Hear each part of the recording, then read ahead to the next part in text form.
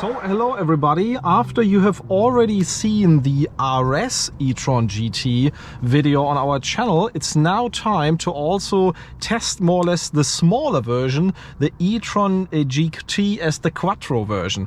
This one doesn't have the 650 max power that the RS model has, but something around 460, but still has a decent amount of torque. And of course the overall car from a weight and battery perspective is very similar, and probably the most important fact, it is a lot cheaper than the RS version.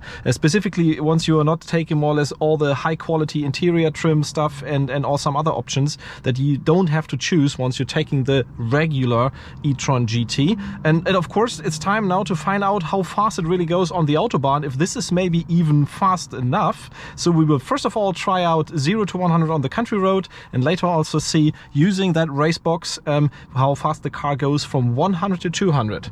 So let's head off, put everything in dynamic and see how it does. So let's first try out how fast the car goes on the country road to 100.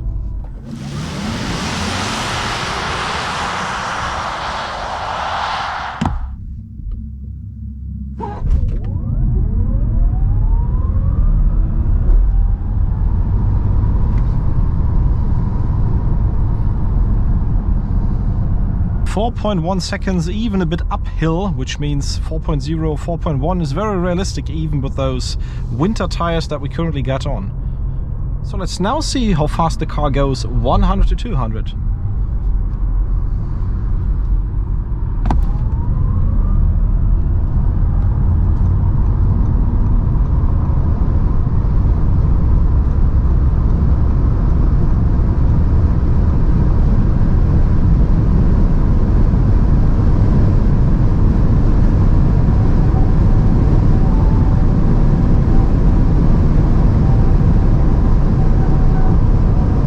So guys, we are at a standstill already again, but you have seen that the numbers are quite nice. We managed to do a 4.0 to 4.1 seconds to 100 with the e-tron GT, despite the fact that it has those winter tires on. I bet even under sticky summer conditions with summer tires, the time would be maybe even a tiny bit better to 100. But of course also the time of 100 to 200 was affected. Likely with the wider 21-inch summer tires, the time would not be quicker, but I think also if you're looking at something around 10 seconds. We did multiple runs slightly below 10 seconds, slightly above 10 seconds. I think you have a very competitive number, and I think in that regard you also feel that the car, even on the Autobahn, I mean 0 to 200 or 100 to 200, is very, very competitive also to power sedans of the past, like for example an M550i, or for example something like an Audi S6 of the previous generation with the V8 engine. So I think in that regard a very nice car still. And the answer is yes,